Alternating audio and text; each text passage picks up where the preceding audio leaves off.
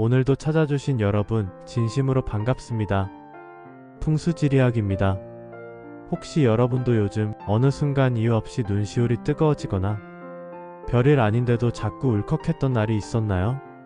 TV 속 장면 하나에, 창밖의 흐린 하늘에, 누군가의 말 한마디에 괜히 울컥하고 심지어 이유도 모르고 눈물이 고이기까지 했다면 오늘 이 영상을 꼭 들어보시기 바랍니다.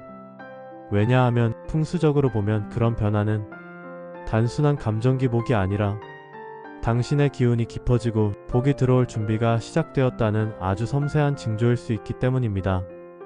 본격적으로 들어가기 전에 오늘 꼭 기억하셔야 할 두 가지. 하나, 괜한 눈물은 무너지기 직전의 감정이 아니라 기운이 정화되고 있다는 자연스러운 반응일 수 있습니다.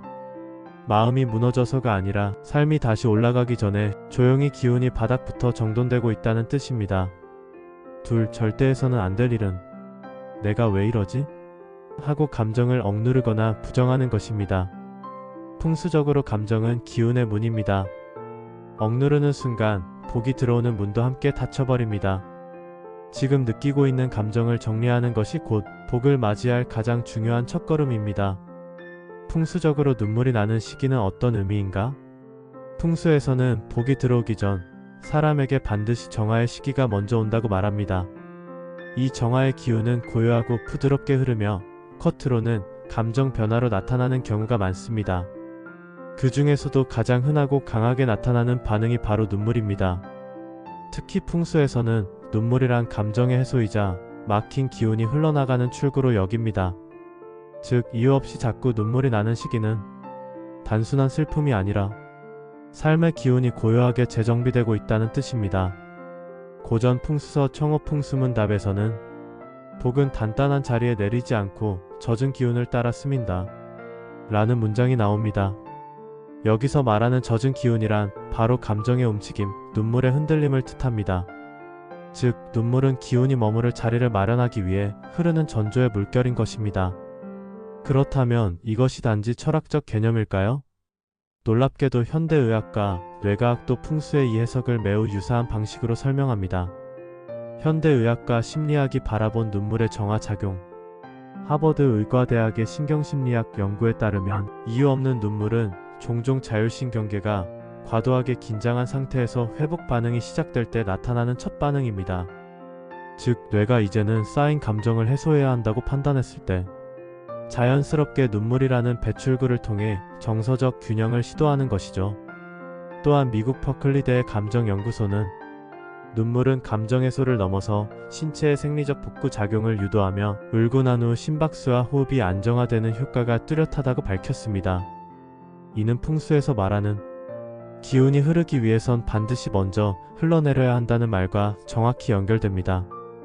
심지어 일본 도쿄의과대학에서는 눈물 해소요법이라는 개념을 임상적으로 도입해 정기적으로 감정을 배출하는 사람은 그렇지 않은 사람보다 스트레스 호르몬인 코르티솔 수치가 낮고 혈압 안정도 뛰어나다는 결과를 발표하기도 했습니다. 감정 정화는 복의 준비 과정, 즉 풍수적으로든 의학적으로든 이유 없는 눈물은 우리가 잘못된 상태에 있다는 신호가 아니라 정확히 복을 맞이할 수 있는 상태로 전환되고 있다는 징조입니다. 무너지는 게 아니라 정돈되는 것입니다. 무기력한 게 아니라 조용히 다가오는 복의 자리를 비우는 중인 것입니다. 그 눈물은 슬픔이 아닌 회복의 징조, 무너짐이 아닌 복을 담는 그릇을 다시 짓는 시간입니다. 혹시 여러분도 아래와 같은 변화가 있었던 적이 있으신가요? 괜히 눈물이 고이고 이유 없이 울컥하는 순간이 자주 온다. TV나 음악, 말 한마디에도 감정이 흔들리고 오래 남는다. 말수가 줄고 혼자 있는 시간이 가장 편하게 느껴진다. 깊은 외로움이나 멍한 기분이 반복되지만 어딘가 정리되고 있다는 느낌이 든다. 몸은 피곤하지 않은데 마음이 이유 없이 무겁고 잔잔하다. 이 중 두 가지 이상 해당된다면 지금 당신의 감정은 복이 들어오기 전 정화와 전환의 흐름을 지나고 있을 가능성이 큽니다. 지금 이 시기를 억누르지 말고 조용히 품어주는 것만으로도 복의 길은 다시 열리기 시작합니다. 눈물이 자주 나는 시기에 해야 할 실천 4가지. 이유 없이 눈물이 나는 시기. 그 감정을 억누르거나 회피하지 않고 복의 흐름으로 연결하려면 아래 4가지 실천 루틴을 기억해 두시길 바랍니다. 첫째, 눈물이 고였을 때 가장 먼저 닦지 마세요. 우리는 눈물이 나면 반사적으로 닦거나 감추려 합니다. 하지만 풍수적으로 보면 그 눈물은 하늘이 내 기운을 정화하기 위해 흘려주는 물줄기와 같습니다. 눈물이 고였을 때는 그 감정을 몇 초만이라도 그대로 두세요. 왜 울지?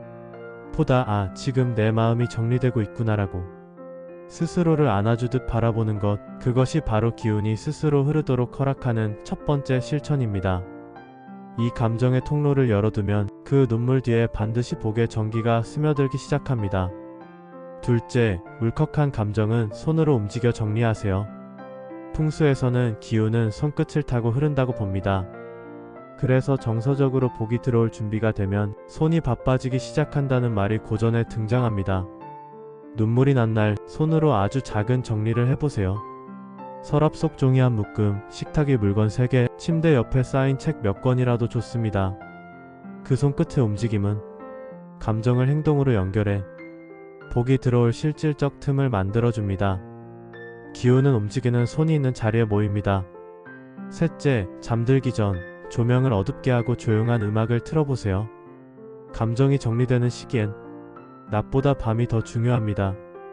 풍수에서는 잠들기 전 30분의 기운을 복의 여백이라 부릅니다. 그날의 감정이 머무는 공간이 복이 깃들 수 있는 기운의 구조로 바뀌기 때문입니다.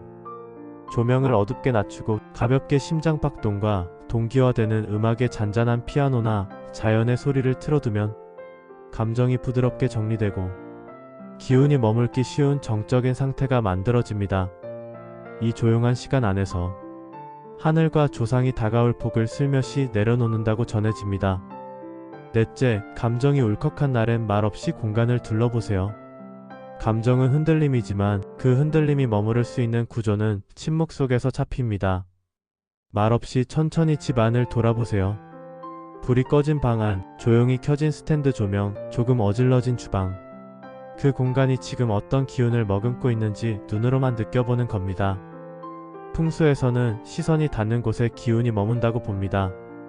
말없이 바라보는 그 시선은 공간에 지금 복이 와도 됩니다 라는 허락을 보내는 강력한 메시지가 됩니다. 말이 아닌 시선으로 공간을 안아주는 밤. 그 순간에 복은 살며시 스며듭니다. 눈물이란 복이 들어오기 전에 마음이 스스로를 정리하려는 흐름입니다. 억지로 멈추지 말고 감정이 흘러가는 흐름을 작은 실천으로 연결한다면 그 눈물은 어느새 기운이 다시 움직이는 결정적인 계기가 되어줄 것입니다. 이 4가지는 거창한 의식이 아닙니다. 하지만 그 작은 준비들이 풍수적으로 복이 정착할 수 있는 공간을 마련해 줍니다. 가끔은 삶이 우리에게 말을 걸지 않고 그저 눈물 한 줄로만 신호를 줄 때가 있습니다. 말보다 먼저 울컥한 감정이 밀려온다면 그건 어쩌면 하늘이 여러분 마음의 문을 조용히 두드리고 있는 중일지도 모릅니다. 당신에게도 그런 조용한 울림이 있었을까요? 만약 요즘 괜히 눈물이 많아졌고 감정이 얇아진 것처럼 느껴지는 시기를 지나고 있다면 그 감정을 어떻게 견디고 계신가요? 당신만의 그 순간을 댓글로 조심스럽게 나눠주신다면 그 한 줄이 다른 누군가에겐 복을 다시 마주하는 작은 문이 되어줄지도 모릅니다. 우리는 서로 모르는 얼굴이지만 같은 기운의 흐름을 느끼며 살아가고 있다는 것. 그 사실 하나만으로도 이 공간에 머무는 이유는 충분합니다. 오늘 함께 해주셔서 정말 감사합니다. 그리고 지금 이 순간에도 당신의 감정이 당신을 위한 복을 품고 있기를 진심으로 바랍니다.